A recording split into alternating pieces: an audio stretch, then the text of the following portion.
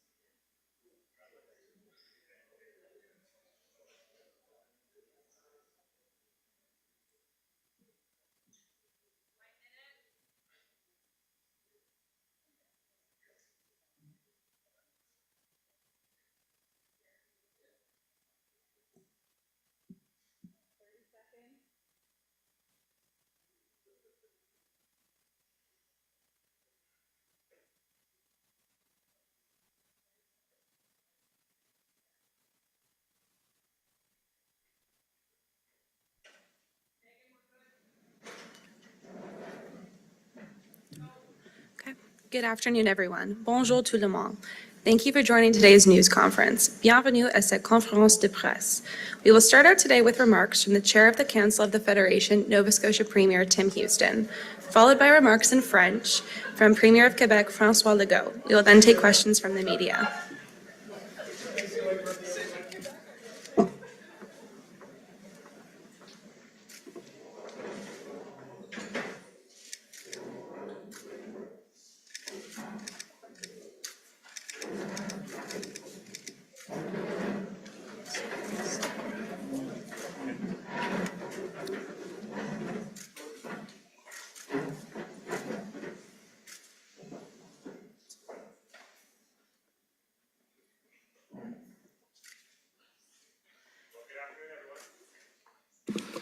Good afternoon, everyone. What a pleasure to welcome everyone to beautiful Nova Scotia. As this year's chair of the Council of the Federation, it's been an absolute thrill for me to welcome provincial and territorial premiers to my home province. It's been fun to show off our province, and of course from over 13,000 kilometers of coastline to some of the world's top golf courses to our own Napa Valley of the East. And of course, you can't come to Nova Scotia without trying some of the best seafood in the world. There is absolutely lots to see and do here in Nova Scotia. But this week was about getting to work, and it's always so helpful to spend time with other premiers, everyone in the same room, sharing their challenges in governing and the challenges they're facing, but also talking about solutions. This is a really collaborative table where we truly put politics to the side and we focus on what matters to Canadians. No matter where we live in this beautiful country, we're colleagues that focus on solving the pressing challenges that are facing our citizens, that are facing Canadians today, especially related to healthcare, housing, and affordability. There are also significant opportunities facing our country, particularly in the energy, here in the energy sector, significant opportunities.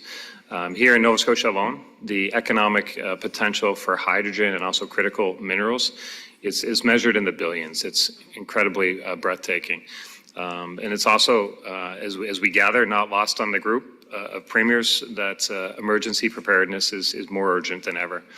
Today alone, we see active wildfires in 5 provinces and territories. We also see flooding in Toronto. And of course, here in Nova Scotia, we had tragic flash floods just last week. There's no doubt that the climate is changing and it's impacting all of us. And to that end, we really want the federal government to work with us, to be partners as we invest in mitigation and also in recovery from these events. And we've talked a lot over the last couple of days about what we can do on all of these files. But we also, of course, talked a lot about the need for the federal government to respect our provincial jurisdiction. The current lack of collaboration from the federal government to the provinces and territories has resulted in missed opportunities, as we see federal programs that create duplicate processes that risk pitting provinces and territories, really Canadians, against one another. But really the big risk is just in not delivering on intended results. So there's a lot we can do to collaborate, because the current situation we have is not in the best interests of the Federation as a whole. So we asked the federal government to work with the provinces, to work with us as active partners with the provinces and territories when developing and executing federal programs. I want to personally thank each premier for their passion for their home province, for their citizens, and their passion for Canadians. And as we look ahead, I'm confident that these important discussions that we've had today and we will continue to have will benefit all Canadians. So thank you again to each of my colleagues and to each of their teams for being here. Premier Legault will deliver some comments in French, and then we'll be pleased to take your questions. Thank you. So, bonjour tout le monde. Je veux commencer en remerciant Hello, everyone. Tim. I'd like, first of all, to thank Tim for his warm welcome. We were very well welcomed since Sunday evening. I know you want me to say a lot of good things about Nova Scotia, but I've been told that even the Blue Nose 2 should be going by us in the back as we're talking. I don't know if that will work, but we'll see. But it's quite beautiful here. We eat very well, and I'm very happy. Thank you for having greeted us. Today, we continued having discussions on the premiers, provinces and territories provinces, premiers. We discussed security. We discussed the relationships between Canada and the US. We talked a lot, we discussed a lot, and as Tim said, federal ingerence in provincial jurisdictions is a problem which is becoming worse and worse from budget to budget. And this is not how the Federation was designed. There are some federal jurisdictions and provincial jurisdictions, and these intrusions create management problems. They double the size of bureaucracy. This is not desirable for citizens to see this type of event. Let me come back to what we discussed yesterday concerning asylum seekers. I'd like to thank my colleagues for their support on two things. First of all, the fact that we agreed that the federal government should respect the capacity of provinces to receive asylum seekers. In Quebec, we are currently overwhelmed. And I was happy also that we agreed that there should be a fair distribution of asylum seekers between provinces, precisely based on the capacity of each to receive them. Thank you very much. Thank you.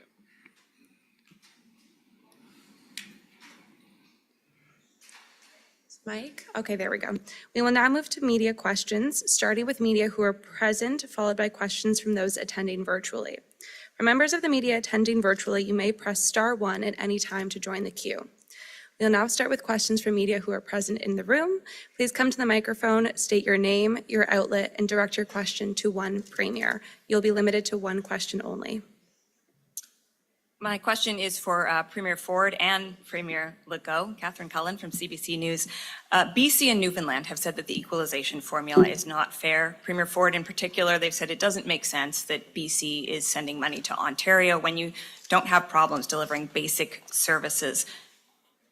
Is the current situation fair in your mind? Well, what I was saying, we contribute over $10.2 billion.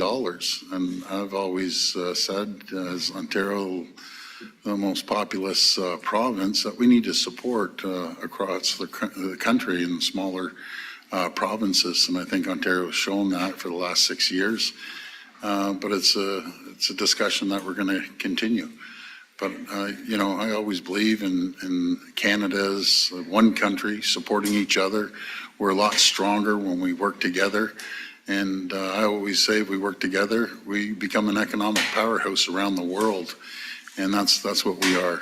Again, I want to go back to first thank Premier Houston for his great leadership as chair, bringing everyone together throughout the year. And we're very grateful, but we all work together.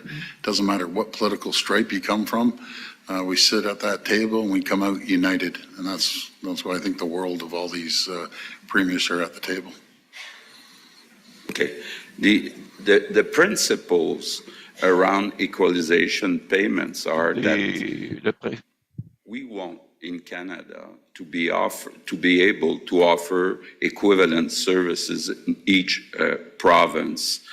And so there's a very complex formula where we take into consideration the fiscal capacity of each province, which is different. And at the end of the day, yes, you have 3 Atlantic provinces, Manitoba and Quebec. We receive some payments because we need this money to be able to offer equivalent services. Personally, well, Ontario received, but it's a very small amount, Doug, in per capita, because technically they are under the average, very short, very almost equal to BC, but a bit under the average. But coming back to Quebec, my target since I'm premier is to get rid of equalization payments. I'm a proud guy, so I don't like that.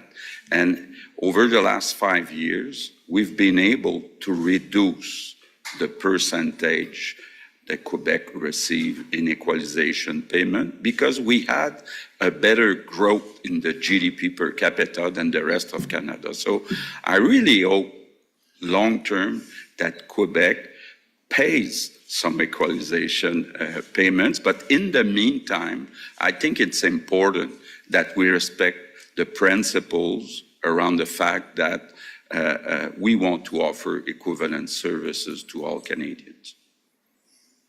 Colton Pearl, CTV News. Specifically to Premier Ford, Premier Houston, Premier Legault, but really anybody who wants to weigh on this topic, please do.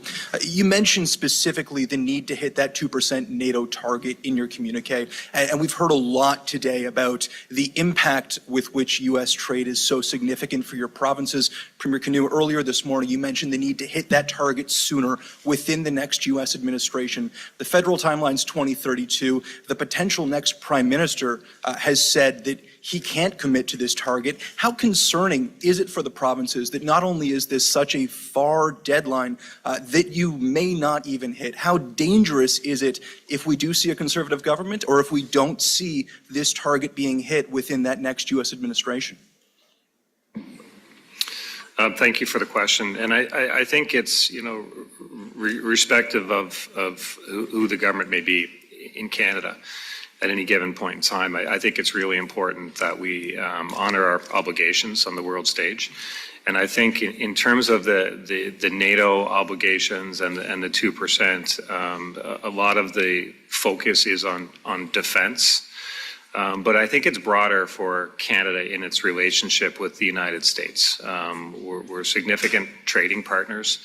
And we want them to respect us fully in all aspects, including our ability to honor our obligations. So I think there was, and Premier Canoe raised it initially, and I think it was a good discussion along the lines of what might a U.S. administration, no matter who it is, how may they view Canada as a trading partner if Canada doesn't meet its international obligations. So I think that's a legitimate concern in a whole basket of concerns. I think it's meeting our obligations is just the right thing to do. And I think if we meet that obligation, will be looked upon more favorably, and that there will be other ramifications that would be positive as well for meeting the ramifications. So we thought as premiers it was really important. There's ways we can do that to meet the 2%. We need to think about the ways that we can possibly meet it too. In what the spending might be able to be put in that kind of basket, if you would, because some of it could be infrastructure in the north, as defense as well. So I think there are significant opportunities, and as a country, we need to recognize the importance of meeting that obligation, and the opportunities in how we can meet it, and the benefits that it can bring to Canadians, and also in the broader picture around trade in this case. Tim, if I may as well, Arctic security and sovereignty has been a very important issue, and we had a very good discussion around the table. But there's an incredible opportunity that we're faced with in terms of the infrastructure gap we see between the north and the south, and the vulnerabilities we see. As northern premiers, we've really pushed it when we met in Mitimatalik up in Pond Inlet recently, and then when we met in Whitehorse as well as western premiers. But the opportunity to see investments specifically that are dual use. And I'll use Grays Bay Road and Port Project in the Western Arctic, which is at the mouth of the Northwest Passage, to use that as an incredible opportunity to not only serve the purpose of the Canadian Armed Forces or the Navy, but that of unlocking incredible critical mineral potential that is up in the north. So there's, I think, a generational opportunity before us to see these infrastructure come. We've had good discussions with Minister Blair, but I think at this point we need to see investment. There's good discussions, but it's investments that will speak. So we look forward to continuing to build that relationship with Ottawa to see those investments actually flow to the communities we serve. Thank you. Hello, my name is Angel Moore, and I'm with APTN National News, and this message is for Premier Canute. Nice to see you. The AFN is calling for an independent First Nations-led commission of inquiry into the deaths of Rebecca Contois, Morgan Harris, Mercedes Myron, and Buffalo Women, following the conviction of Jeremy Skibitsky of first-degree murder of their deaths. Do you support this call? I want to begin by thanking Premier Houston for being a wonderful host and being an effective chair, and all my colleagues for having such a good discussion these past few days. I also want to take a moment, just as part of the call for the 2% NATO spending commitment, just to thank all of our Canadian Armed Forces members. Thank you for your service to our provinces and territories and country, and we think there's a way that we can do this that makes your jobs more supported. That gives you the equipment to do the important missions that you set out to do to protect our democracy. And we just also, as premiers, wanted to thank you for all of your assistance with wildfires and other emergency responses that you've provided. When it comes to searching the Prairie Green landfill, I always start with a note of compassion for the families. These are family members who've lost loved ones to one of the worst crimes that's ever been committed in our province. And they've been put through so much, having to sit through the courtroom and having the issue politicized, that I just want us to be there for them and to have their backs. So we will listen to the issues that they're bringing forward and the requests that they have here. And I think, importantly, we're taking action. We are searching the Prairie Green landfill. On June 27th, we did a pilot search. We were able to recover material, newspapers that are more than a year old. You can read the headline, the dateline, you can read the text of the article. And that sends us a signal that this search does have a chance, and I hope that that provides hope to the families. And importantly, we're working on prevention. We're investing $20 million in MMIWG 2S Plus initiatives this year. We're bringing forward future measures to ensure that garbage trucks and other parts of the waste collection service will be better monitored. And at the end of the day, let's work together as Manitobans and as Canadians so that something awful like this doesn't happen again. Hello, Kat Tunney from CBC. Happy to hear anyone on this, but if I have to be succinct and directed at one person, I suppose the chair. We're hearing this call to speed up the NATO benchmark, that's billions more annually. You're also calling for more infrastructure spending and more immigration support. So I guess, frankly, are you guys asking for too much? I think we're asking for focus. We're asking for the federal government to be partners with us on initiatives that they kind of dream up and want to execute on, which are well-intentioned for the most case, but we want them to be our partner and recognize our jurisdiction. There's a lot that the people at this table are responsible for, and we're focused on it. We want to deliver results for our citizens and for Canadians. And if you take our focus and extrapolate it further to the federal government, we have common goals, and we can achieve more if we work together. But there's absolutely no question that just like there are items kind of in our jurisdiction, there are items in the federal jurisdiction too. And defense spending and some of these things are really important. Support for infrastructure investments, really important. So, I mean, when we see the federal government stopping an infrastructure program without a replacement and not working with the provinces on what, on that, it kind of leaves a lurch. And if we look to the longer term on some of the initiatives that they've come forward with, childcare, dental care, well-intentioned initiatives. But what happens if the federal government stops those funding? So this is a table, we manage our own budgets and we look to the long term, and we ask the federal government to look to the long term as well when they're making decisions and be partners with us. These things cost money for sure, but we need to be focused on the how and the where that money is invested. We have a lot of ideas on that, and we hope that they listen to us. If I may, I'll just add to that as well. The program that they canceled was a $33 billion program over 10 years. And one of the best things about programs like that is that we can match them and that our municipalities can match them. So if they had created a new version of the Investing in Community Infrastructure program, that would allow for potentially unlocking $100 billion worth of investment in infrastructure.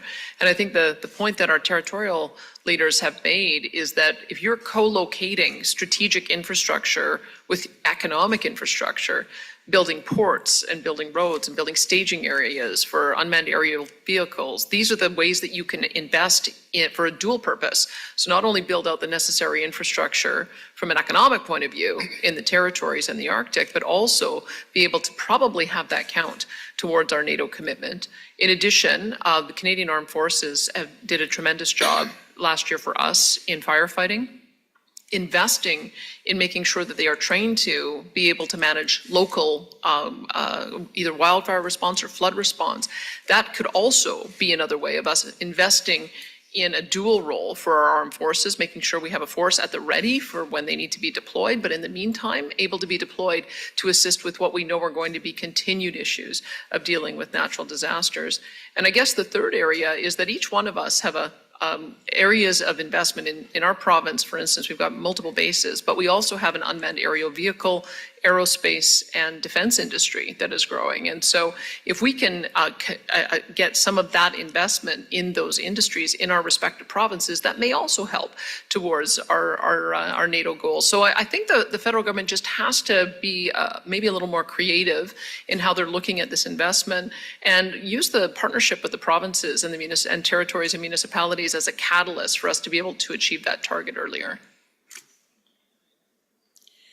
Thanks. It's Chris Rochewe from the Toronto Star. My question's for Premier Doug Ford. Looking ahead, you're taking over as chair of the Council of the Federation. You've talked about easier and faster access to medications, but what other priorities will you have over the next year? What issues do you need to keep the pressure up on? Well, as I was mentioning to the other premiers as we move forward, this is a very powerful table in the way of the economy, driving the economy forward collectively to benefit every single Canadian through the territories and the provinces. We do feel the critical medications that we're taking over 732 days, life-saving medications. We need to get that approved. We're the last in the G7, and we always are looking for infrastructure funds and collaboration. As Premier Smith just said, It adds economic development when we all work together on 3 different levels, municipal, provincial, and federal, to stir the economy. We're going to be working with our U.S. counterparts, our #1 trading partner. We do, hopefully we'll plan a trip as a new administration, whoever it might be, gets sworn in. And we'll go down there and have a conversation with the new administration, the new secretaries, and going back to, it's not just buy American, buy U.S., it's about buy North American. Again, I'll repeat it. We are an economic powerhouse around the world. Canada is. We punch way above our weight. We are a nuclear powerhouse around the world. We're going to talk about energy and how we will have enough energy and enough to even supply to the U.S., because that's always a concern down there. Critical minerals is very, very important for North America. And again, no matter if it's clean, green energy, the Democrats get elected or the Republicans are focusing on the U.S. military, they're going to need our critical minerals. Right now, China has cornered the market on a lot of critical minerals. I'll give you one example, is nickel. They cornered the market worldwide, about 90% of the nickel they've cornered, and we need that. We need our nickel to support our closest allies around the world. And that's going to be the message that we come out and speak to our counterparts. And hopefully it's going to move forward. They aren't going to slap tariffs like they tried last time. But I have all the confidence in the world with the folks at the table right here. We're going to do very, very well as a country. Jesse Thomas with CTV News here in Halifax. I have a question relating Canada-U.S. relations for the maritime premiers, please, if you will. We're looking at the election closely as it's approaching, and I'm wondering what harsh economic taxes or the tariffs on exports from the Maritimes would mean for the economy here, and in particular, what exports would we need to protect to continue to have a thriving economy in the Maritimes? I would begin, certainly as Premier of Prince Edward Island, we rely very, very heavily to the tune of, close to $750 million a year with trade with the United States, largely in the northeastern part of the U.S.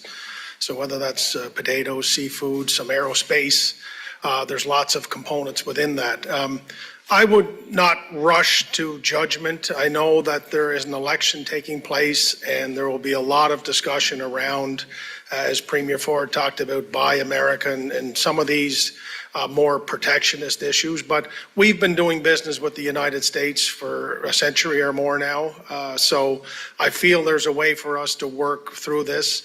The United States is reliant on Canada for good, regular, everyday trade. They need our products as much as we need them to buy them and vice versa. So I understand there is a rush to judgment on all of these things, but I think it's best for us, certainly the approach for Prince Edward Island is we're going to let the United States and the people of the United States decide who will represent them.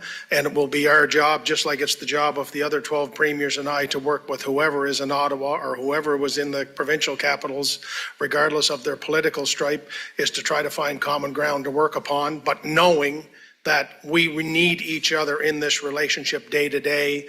And hopefully we can elevate it, Jesse, from a talking point or a political talking point to just everyday common sense and the need we have for each other to be successful. I think that certainly more than ever, given the conditions that exist around the world, it's more important that we become one as North America in relation to our joint approach to national issues, international issues. And I think for a long, long time, we've been very, very close to the U.S. and aligned as certainly our major trading partner, our closest trading partner. And I know that in the past number of years, we looked at diversification of that around the world. But there's a basis now, I think, to reflect on, okay, how do we kind of bridge some of the current gaps that may exist? For us in New Brunswick, certainly forestry, energy, whether it be current forms of energy or whether it be future forms of energy in the way of nuclear or hydro. The importance for us to be aligned in North America have never been stronger. And I think that any new administration that comes in, new or existing administration that comes into the U.S. over the coming months, will understand that we are in a bigger battle now around the world, and it's more important than ever that we be aligned in our purpose, and we have an opportunity to do that. And I certainly see that with my colleagues here as we focus on national issues. In many ways, focusing on issues that should be of a federal concern. And, as we were talking amongst ourselves, it certainly seems that we are kind of replacing the federal government in many ways on some of the issues that are really important to our country. I get to join the maritime provinces, I guess. Thank you. Thank you, Tim. First of all, thanks, Tim, for hosting such a great meeting, and thanks to the people in Nova Scotia for just being incredible hosts. It's not about the beautiful backdrop or the beautiful boats. It's about the people, and you got some of the best here, and we're grateful for having such a warm welcome.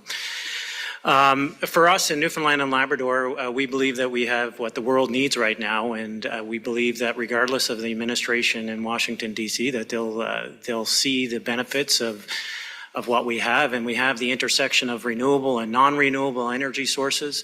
So specifically to your point, it's important for us to understand from our federal government how the ITC is going to work in relation to the IRA more fulsomely, and I think that's an important conversation to have moving forward, depending on who occupies the White House. But our non-renewable, which we're incredibly proud of, our oil and gas product will continue to flow to the United States as our largest trading partner, and hopefully, regardless of who the president is, they can appreciate that that's an important component of their supply chain. We have an abundance of critical minerals that's going to be important as the geopolitical landscape shifts and the tensions shift. To Francois and to Doug's point about who controls the supply chain on the entire energy matrix is important, and I think regardless of the political stripe in the White House, those are going to be important conversations. But from Newfoundland and Labrador's perspective, to Dennis's point, we will work with whoever's in Washington, D.C., because we know that we have not just what Canada needs, not just what North America needs in Newfoundland and Labrador, but what the world needs. And I think that will be reflected in any U.S. administration. Bonjour, Sébastien Desrosiers de Radio-Canada. Oh, sorry. No, you're fine. I was just gonna echo. I mean, these are traditional trading routes and long-standing relationships with important products back and forth. So I'm confident that the new administration, whoever that may be, will see that too. Sorry again. Sébastien Desrosiers de Radio-Canada. Ma question est pour vous, Monsieur Legault. Sébastien Desrosiers, a question for Mr. Legault. British Columbia and Labrador, Newfoundland wants to force Canada to review the equalization payments. Quebec has received more than 13 of the 25 billions distributed by Ottawa. If you add the subsidies for the battery industry in Quebec, some people think that the federal government is treating Quebec specially, but getting back to this class action, or rather this prosecution, what sort of threat does this mean for Quebec short term? You have to distinguish equalization programs, equalization payments from other programs. David is right. Take the refugee claimants. Why is Quebec receiving $750 million and the other provinces are receiving nothing at all? Perhaps this would be an incentive to have them welcome more claimants. And some provinces have said that they're open to receive more refugee claimants as long as they get money from the federal government. Our main problem in this matter is not money. We're short of teachers, we're short of housing, lodgings, nurses, and it's a problem for the French language. So the federal programs, there should be a fair treatment between the different provinces. And in some matters, sometimes we feel that we are penalized when we compare what we receive compared to other provinces. Now, equalization payments are a different matter entirely. This is a program that is there to ensure that each province should have the means to offer equivalent services across Canada as a whole. This doesn't concern Quebec only. There's also Nova Scotia, New Brunswick, Prince Edward Island, Manitoba, and Quebec all receive equalization payments. It's important for us to continue receiving these payments so as to be able to ensure equivalent services. However, as I've often mentioned, and you know this, my long-term objective is that Quebec should no longer need to receive equalization payments by creating more wealth. One of my priorities over the past 5 years is that, and I'm proud of this, we've had greater GDP growth per inhabitant in Quebec as opposed to the rest of Canada. So in percentile terms, the amount received as equalization payments by Quebec has been reduced. But I think at the heart of what Canada really is, well, it is a complex formula to apply. There are 34 criteria that are used. But the underlying principle, the important principle, is to have fiscal capacity that is equivalent once you take into account these equalization payments. And frankly, I think that if tomorrow morning each province began to negotiate to change this formula, we'd never agree. I think the present formula should be kept. I can't speak on behalf of the others, but at least 5 provinces, I think, are of this mind. And the amount received by Ontario is a very small amount per capita compared to what we receive, and I'm sure that with Doug, that will be a short-lived situation. Heidi Petrachik with Global National. Premier Legault, this question is also for you. Just wondering which leaders, provincial territorial leaders here have indicated to you that they are ready and willing to accept more asylum seekers. You're asking me if they want to accept more, so you should ask the question to them, not to me. I asked if they've indicated to you. Which ones have indicated to you? I think you should ask them. But like I just said in French, I think it would help if the federal government give them at the same time some money to transfer asylum seekers to their territories or provinces. And it's a bit funny to say that, but it's not fair that Quebec receives $750 million for them and they receive nothing. I would prefer to receive less in the future and have less asylum seekers. I think when it comes to asylum seekers, both Quebec and Ontario share the brunt of it. And we're just asking the federal government to give our fair share. We've spent over $1 billion in Ontario every single year. And I talk to these folks. I have quite a few of them up in my riding, and they want to work. They want a better life. And it's taking way too long to get a working visa from the federal government. We've received, just Toronto has received about 162 million, but we're spending over $1 billion. So we need the working visa for these folks as quickly as possible, rather than sticking them in a hotel that they do on the airport strip up in Toronto in a little room with a couple kids. It's, and they're down playing in the parking lot. It's heartbreaking. They want a better life. They want to work like everyone else and contribute to society. They're really good folks, but we have to make sure we have shelter. We need homes for them, so we really need the support from the federal government. That's really what it comes down to. Au Manitoba, nous serons prêts d'accueillir. In Manitoba, we'll be ready to welcome new arrivals, particularly from French-speaking countries, but we need help from the federal government. We have some challenges with affordable lodgings, with the health system, but if the federal government is there to give us a helping hand, we will be able to collaborate with Quebec or other provinces in order to improve this situation and welcome people who do need help. In Manitoba, we would be prepared to accept some of these asylum seekers, in particular Francophones. We're always looking to support our Francophone community in Manitoba and to ensure that there's continued immigration in that space. But we can only do it if there's help from the federal government. We have the housing needs, the healthcare and social needs in Manitoba. And so in order for us to be able to collaborate effectively with Quebec or Ontario or other regions, we really do need the federal government who have the fiscal resources to be able to move the needle here to do so. From Newfoundland and Labrador's perspective, it would be disingenuous and incongruent to make one argument on fairness on one policy instrument and not on the other. I have expressed my interest to the Premier that we'd be happy to proportionally share, and hopefully the federal government will recognize that. In Newfoundland and Labrador, we already take proportionally a higher level of refugees, which, as you may or may not be aware, comes with less funding. So we're happy to have that conversation with the federal government, but I was grateful that Francois pointed out that perhaps Newfoundland and Labrador is not taking as much as it should, and we'll be prepared to work with the federal government and other provinces to take our fair share. Hello there, it's Lindsay Armstrong with Canadian Press. I'm going to follow on my colleagues' questions there. We've heard from Manitoba, Newfoundland and Labrador. I'd like to hear from any other premiers that have agreed to accept more asylum seekers and how many you're prepared to accept.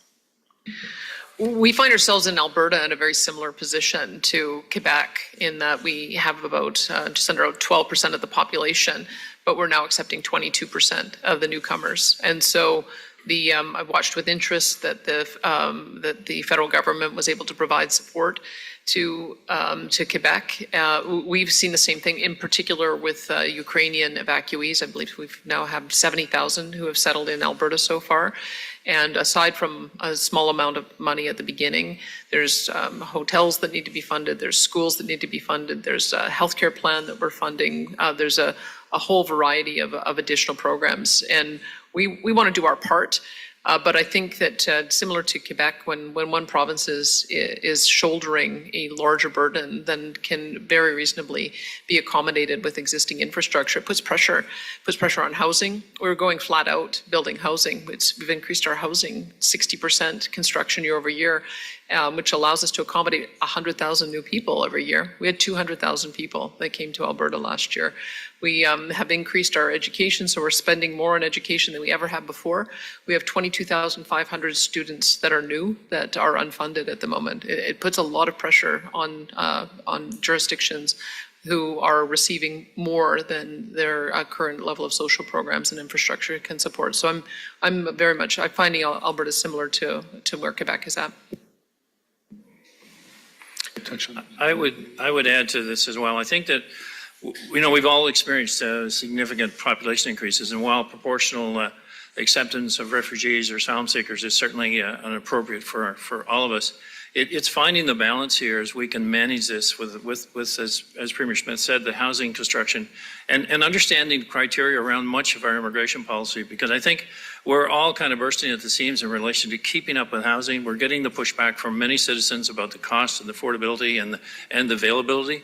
And so, we certainly ask as a group here, what is the criteria? How do we manage this coming forward? Because it has to be some sort of recognition that we can only manage so much. We want to be compassionate and receive as many people as we possibly can, but we have to find a place for them to go when they get here.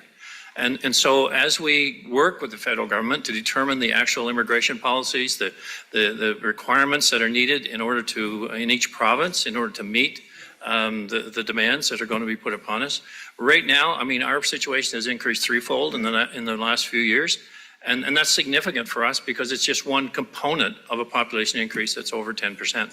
So it's a balanced approach, but we need to understand the criteria around our entire immigration policy. Yeah, I know from our standpoint, for the Yukon nominee program, which was all jurisdictions have a program that we use, which is really around economic immigration.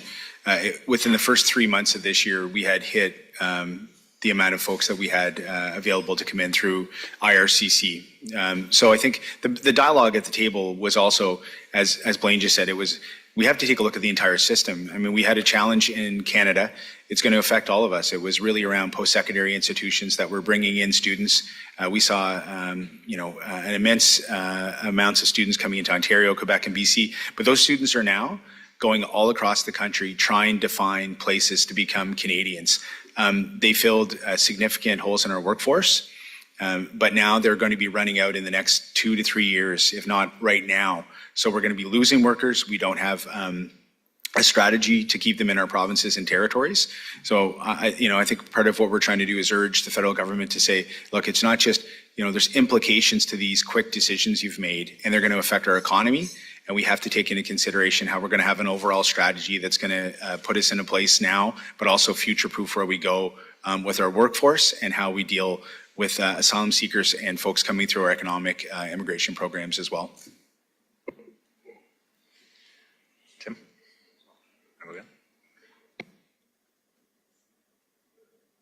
Oh, sorry. I thought British Columbia was going to say something. Hi, I'm Nathan Horn with allnovascotia.com.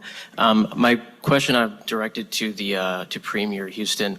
You guys recently had a letter to the federal government sort of outlining how you wanted them to kind of stay out of certain areas such as education, housing, and healthcare, unilateral decisions rather, not being made. I'm just wondering, how do you reconcile that when, considering like how, for instance, the Halifax municipality has said that the province isn't doing enough? How does that work? So you're asking a question. So we want the federal government to restrict its kind of meddling, I guess, to federal government issues and leave provincial jurisdiction issues to the provinces. That's what we want. And we want them to be our partner and support us. Are you asking a question that municipalities aren't saying are saying the provinces aren't doing enough? Well, yeah, like basically, how do you respond to that? What they're saying, like they're suggesting that you're not doing enough, but the federal government, maybe they could come in and kind of work together with you. Does that contradict the, sort of not making unilateral decisions comment from the letter? That's all. No, not at all. I guess what I would say, just as a general point, and every premier here would have similar experiences, but it's very unlikely that the federal government could partner with a municipality on any project that wouldn't ultimately involve the province paying some portion of it or having some involvement. So trying to do an end around on certain things, and housing is an obvious example, where the federal government goes direct to a municipality to try and cut some deal on something, it's just not productive in the grand scheme of things. And we just ask them to respect our jurisdiction, work with us, and we'll pull in other partners, which are municipalities are valued partners for sure. We can all work together. Just trying to exclude one of those parties from the table doesn't make sense, and we just want them to focus on their issues, and we'll focus on ours, and we'll get along just fine. Thank you. Can I just add, the second part of that is things like the school food lunch program, for example. It's a wonderful mom and pop type issue for the federal government to want to have a role in, but jurisdictions such as Prince Edward Island and others have had a pay what you can K-12 school lunch program since 2021. So I would certainly welcome and continue to make the offer to the federal government to come in and partner with us. So maybe we can expand it, maybe we can improve the offerings, maybe we can buy much more local if we have to pay a little more for it. We've extended our school lunch program into the summer for those families who struggle on a daily basis, that we provide some. And that's just one example of what we talk about, this jurisdictional creep, so to speak. We all at this table, and I think every Canadian would expect that all of their levels of government should try to pitch in and do everything they can to make their lives a little bit easier. But it gets just a little bit frustrating with the duplication and the overstepping, so to speak, of the federal government. The dental care program is another example where if they could just partner with a jurisdiction such as ours, who has done a very good job with the provincial dental care program, that we could probably exceed the goals of which the federal government has set. So when we talk about, when Premier Houston talks about the jurisdictional creep, this is what we're talking about. We're not asking the federal government to butt out. We're asking them to say, let's get to the table together. Let's understand from your jurisdiction the same way Tim or I would do that with our municipalities to say, what do you need? How can we work together to achieve it? And at the end, keep people at the focus of this and how can we best deliver the best results for Islanders and Canadians. Yeah, I want to jump on this breakfast program. I think it's a great program, but here's an example. When the federal government, they spend $1 billion over 5 years feeding 400 kids. Our program in Ontario delivers almost 90 million meals and snacks to more than 600,000 school-age children, and our annual funding is $38 million. Like, something's broken. They're wasting taxpayers' money. Go through the provinces, and you know what happens? The premiers get pissed. Simple as that. And they jump in there, and they think they know better than what we know, and we deal with it on a daily basis. So throwing that sort of money around and just tossing checks around without any accountability, there's a perfect example how we can feed more children than what they can do there. Andrew Rankin with the Chronicle Herald. I'm just wondering, Premier Houston, if you're leaving this meeting with any ideas about how to get people off the street and encampments and into housing quickly, like emergency housing, and what steps are you taking as Premier to ensure that money is going, that the money that you're that money going into housing is actually ensuring that it's getting into, that it's being invested in deeply affordable housing? Thanks very much for the question. And look, the housing crisis that we feel and others feel as well, the solution to the housing crisis is housing across the entire spectrum. That's why in this province we've invested in student housing. Campuses at the NSCC will have student housing. That hadn't happened in a couple of decades. The first investments in public housing are happening under our governments in a long time. And of course, speeding up the process for getting permits to build housing. Some projects that have been being discussed for a decade, we're bringing them to either a yes or a no. It's time to get going. But we know that building housing requires people. That's why we have the most program, the more opportunities for skilled trades, which under that program, anyone who's under 30 working in a skilled trade doesn't pay any personal provincial income tax on their first 50 grand. So there are lots of initiatives, all focused on housing. In terms of the homelessness issue itself, like significant investments in this province in wraparound supports, in shelter space. In this city, in Halifax where we're at, there's open shelters beds, but people living in tents. So we want to get those people inside the shelters where the full supports are there. So there's lots of work happening, and we feel having people live outside and live rough, it weighs on all of us. Every single person feels that, and we're all working hard for solutions to support those people, and we'll continue to do that. The blue nose is there. Hi, my name is Lindsay Jones, and I'm with the Globe and Mail. And my question, okay, I'm sorry, I'm switching questions. Just got text. We heard about Premier Fury and the BC Premier asking about, are suggesting they're going to launch lawsuits around equalization payments. Are there any other premiers that are considering or want to speak about that issue today? Well, in Alberta, we had a referendum saying that we should take equalization out of the Constitution. We feel like the formula is fundamentally broken. Last year, I put forward a paper about how we might be able to modify it to better match what it was supposed to be, roughly equivalent tax rates, delivering roughly equivalent programs, rather than overcompensating some provinces and underreporting certain sources of revenue. So I'm very interested to see the lawsuit that Newfoundland and BC are joining together. We take a bit of a different approach. I don't know necessarily that I want the Supreme Court deciding this solution, the answer to this. I think it's up to us at this table to come together with a new formula that will work for all of us, and hopefully be able to have a partner in the federal government who will modify it. But I can tell you, I don't believe that those who proposed this formula ever thought that a small province like Newfoundland and Labrador would be a net payer and that large provinces would be net recipients. I think that in itself demonstrates that the formula isn't working. So I'll be watching the court case with interest, but we've expressed our concern with equalization for some time.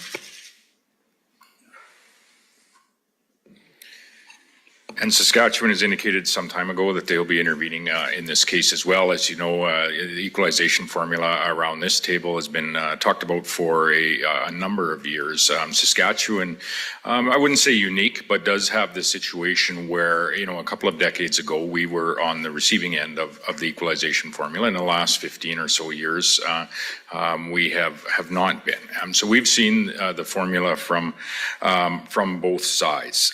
But certainly, it's Saskatchewan's view, and we had put forward, it's Saskatchewan's view that there are flaws to the formula and what's included in the calculations, the per capita, and this is a little bit different view that Premier Furey has put forward with respect to the actual equalization of services that are being offered across Canada. So we've expressed our intention to intervene in this particular case. We've also, in years gone by, put forward an alternative option, which it's our view that there are flaws to the formula, and we had put forward a 50-50 option where 50% would be of the equalization dollars would be allocated on a per capita basis, and 50% through the existing formula, and it would be our view then it would be about half as flawed as it is today. But we will be intervening in the case as well.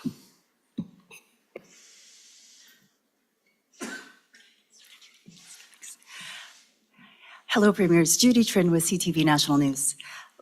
Following the loss of the Liberals in the Toronto stronghold of St. Paul's, Prime Minister Trudeau said that he would listen to Canadians and that he would make life more affordable. And he wanted to listen to his caucus members about what policies to put forward that would enable his party to do that. What would you tell Prime Minister Trudeau about what policy, one single policy that he could put forward that would make an immediate change and difference in the affordability for Canadians? I'd like to start my direction for the question to Premier Wapkanu. You mentioned earlier about reducing the gasoline tax. Are you also can you clarify, are you saying that you would like to see the federal government pause the 10% excise tax on gasoline?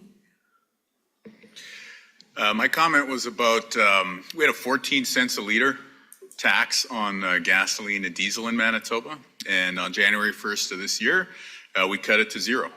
And since then, we've had the lowest inflation rate in the country each month. And so I think that this is a significant step that we were able to take to put money back in the pockets of hardworking people in Manitoba. It's something that people confront each and every day when they go to work, at work. It's something that helps business as well. And we're taking steps on the environmental side to ensure that we're helping people to make the climate-friendly choice with transportation and with home heating. But the point that we always make is that if we don't show the flexibility in this current cost of living crisis, we're going to lose Canadians who would otherwise be open to that climate-friendly choice. And so in order to keep moving forward on the environment, we have to show flexibility on the cost of living. And I think that the federal government needs to think very, very carefully about that. And we're clear that we're going to be able to get to net zero in Manitoba without a carbon tax. And so I think I would encourage the federal government to look more at the positive incentives that they can offer towards a climate-friendly future rather than causing people economic pain. And juste pour ajouter en français au défi de l'OTAN, pour moi c'est important. Regarding NATO and the NATO challenge, to me it's important to invest in our military here in Canada. Because if we're not at that level, if we don't have our 2% in the context of NATO and our undertakings, it's not just going to be a security challenge, but an economic challenge. We need strong relationship with the U.S. 2% thing, I think, is very significant because I want Canadians to think of this for sure as an investment in our military and in defense, but this is also an economic investment. And if we don't make this investment, the next U.S. administration is likely to cause, some consternation when it comes to the super important relationship with U.S. trade that creates jobs and economic opportunities across Canada. I'll just add to that because last year we were the lowest in inflation rate when we didn't have our fuel tax on either. We went for 2 years with a reprieve on the fuel tax, costing our Treasury $2 billion. I believe you see it now, this with the reprieve on fuel tax in Manitoba, lowest inflation rate, and I believe as well with the reprieve on the fuel tax on home heating in Saskatchewan, they also have a low inflation rate. I mean, now we have 3 cases right there that reducing the cost of living can be directly tied to the cost of base fuels. And the federal government, there's only so much provinces can do. The federal government has greater means. We can't keep cutting our own sources of revenue because the federal government refuses to cut theirs. All of us use our fuel taxes for upgrading roads, and that becomes a major priority, especially since they didn't come through with transportation infrastructure in this last budget. So I think it's pretty clear that if they wanted to make an immediate difference, they would recognize the knock-on costs that the carbon tax is having on transportation of everything, on food costs, on heating costs for retail stores and everything we purchase. And that's part of the reason why we're having such a difficult time keeping the inflation rate low. So it's up to the federal government now, I believe, to give us a fuel tax break. We've been advocating in Alberta to cut the tax, and we think that it's demonstrated that will have an immediate impact. We can't talk about the cost of living without talking about the North, which has the highest cost of living in Canada. In terms of what policies we'd like to see, I'd like to see the federal government recognize that when they are developing policies or programs, that the North needs special consideration because we are unique. We also need investment. We're facing a situation right now, climate change has resulted in the lowest water we've ever seen on the Mackenzie River. For those of you who don't know, that's essentially our highway. A number of communities received their annual resupply through that river, up that river, and this year the water is too low to get barges up there. So we are now in a situation where we have communities that are essentially stranded. We need to fly in goods, which is going to, in many cases, double the costs that consumers are going to be paying in the grocery store. It's holding up construction of new infrastructure. It's a serious issue that we are facing. So what we need is special consideration, and we need investments in these nation-building projects like the Mackenzie Valley Highway. And I think that we can look at the 2% NATO target as well. And projects like this add to national security. They add to national defense. They'll give us access. They'll improve access to critical minerals and to rare earth elements. And so there's a number of things that the federal government can do to lower the cost of living in the North. Thank you. For British Columbia, there's been a lot of asks along this table for the federal government to step up and support Canadians in different provinces, a lot of spending asks. So I'll put forward 2 that don't cost any money. One is that the federal government should join British Columbia in frankly calling on the Bank of Canada to lower interest rates. I know the bank needs to be free from political interference, and they should be. But the bank is clearly not recognizing the impact of their high interest rates on costs facing Canadians, especially in British Columbia. We look at what's driving inflation in our province. It is overwhelmingly the cost of housing. And what is driving the cost of housing? High interest rates. We've had rental housing projects put on hold because of high interest rates, meaning there's less rental housing at a time that we've added 180,000 people to our province last year. We've got people facing massive and staggering interest rate costs on their debts related to mortgages, related to other borrowing that they have, and it is profoundly damaging the Canadian economy. It's damaging the economy in British Columbia. That is the intention of a high interest rate policy, is to damage the economy so people have less money, they spend less money. But now we're in a situation where high interest rates are driving high housing costs, which are driving high inflation And it is a vicious cycle that has to stop. They have to recognize how their policy is actually impacting people on the ground. That's number one. Number two is equalization. And we held a Unimic with Newfoundland and Labrador to talk about this. But I will acknowledge that it is very hard for British Columbians to be paying into a program right now at a time when they're facing serious cost of living concerns. The federal program, they're paying their federal taxes to fund it.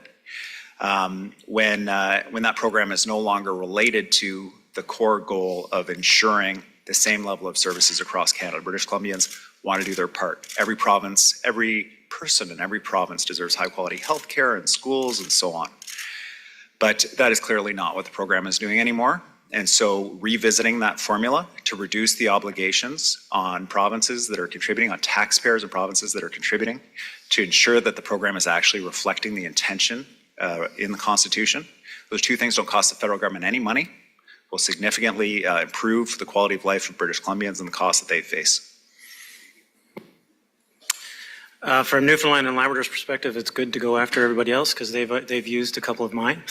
But just to reiterate, it's important, I think, for the federal government to understand the impact in Atlantic Canada of the clean fuel standards and how that translates not to just a direct price at the pump, but the indirect costs. And for those who may not be familiar with it, that's not contemplated in the carbon rebate. So I know there's some debate on that, but clean fuels specifically is more punitive in Atlantic Canada. And something that also wouldn't cost any money, but I think is incumbent upon the federal government to reflect on, is our precious offshore cod fishery. And I know that may be specific to Newfoundland, but Newfoundland and Labrador, but that was one that I think we're taking a provincial approach here. They have, by lifting the cod moratorium, it's something we should celebrate, but by doing so, they have invited Russian trawlers off our shores. This is a resource that has been nursed back to good health by the people of Newfoundland and Labrador, and it does not deserve to be caught by Russian trawlers, and no offense to any other foreign countries. This resource belongs to Canadians, it belongs to Newfoundlanders and Labradorians, and if you want to increase the economic impact and an economic driver in our rural communities, it's important that we own that resource. We catch that resource. The fishermen who stood on the sidelines and watched this resource grow now have the opportunity to harvest it. To the rural communities who emptied after the cod moratorium, have a chance to rebuild, to realize a sustainable economic opportunity in a rural community in Newfoundland and Labrador. It is unacceptable in Canada and Newfoundland and Labrador, but in Canada more broadly, that especially in this time of geopolitical tensions, that there is the possibility that a Russian trawler could be off the shores of Newfoundland and Labrador taking a single fish. It is a way that they can impact the economy of Newfoundland and Labrador, but more specifically, the fishermen, the processors who live in rural and remote communities. You will see much diversity across the country, and I'd say the recommendation from Saskatchewan's perspective would be twofold. The first would be to remove the consumer carbon tax on everything for everyone. I don't think that would surprise anyone here. And second would be to look very, very seriously at the 2% commitment that we have as a nation for a host of reasons. So first on the consumer carbon tax, Canadians are struggling with affordability. They're struggling with the inflationary rates that we are facing across this nation. And part of what is driving that inflationary rate is, yes, the interest rates, but it's also the cost on fuel. And particularly in Saskatchewan, I would say it is largely the cost on fuel, which multiple areas of the nation have made different decisions, arriving at much similar savings for the residents that they represent to ensure that life is more affordable from a provincial perspective and from a provincial action point. Us and Manitoba currently have the lowest inflationary rate in Canada, largely due to reducing the cost of either driving our children to work, or driving our children to school or to their sporting activities, or in Saskatchewan's case where we removed mirrored the federal government's decision on removing the carbon tax from home heating, natural gas, and electricity, saving about an equivalent amount for Saskatchewan residents and resulting in a much lower inflationary rate than we see across Canada. The 2% investment in military funding, I think, is important. One, because we've made the obligation to do it as Canadians. Two, I would say in a what is a very unrestful world, we're seeing conflicts in Eastern Europe and in other areas of the world that I think that the investment is necessary as we look forward in ensuring our security, and we're taking care of our own security here in this nation and really participating in North American, not only general security, but working alongside, and this will be a topic of discussion regardless of who is the administration in the U.S. as we move forward for North American general security, but also will have impacts on the conversation around how we continue to provide North Americans with food security and the rest of the world, but ensuring that we also have energy security on our continent. And so I think this is should be of the utmost priority for either this Canadian current administration or the next in prioritizing our investment in our own general security. One, because we said that we would do it. Two, because of what we see happening globally. And three, it most certainly is going to have an impact, positive or negative, with our ongoing relationship with the U.S. And I think over the course of the next number of months, you're going to see this table, which collectively also represents all Canadians from coast to coast to coast, taking a significant interest in utilizing the collective contacts and relationships that we have as subnational leaders throughout the U.S., relying on those relationships that we have in advancing the Canada-U.S. broader relationship, whether it be on trade, whether it be on general security, or whether it be on providing North Americans with energy and food security into the future. Thank you. That's all the time we have today. C'est tout le temps dont nous disposons aujourd'hui. Thank you for joining us. Merci de vous être joints à nous.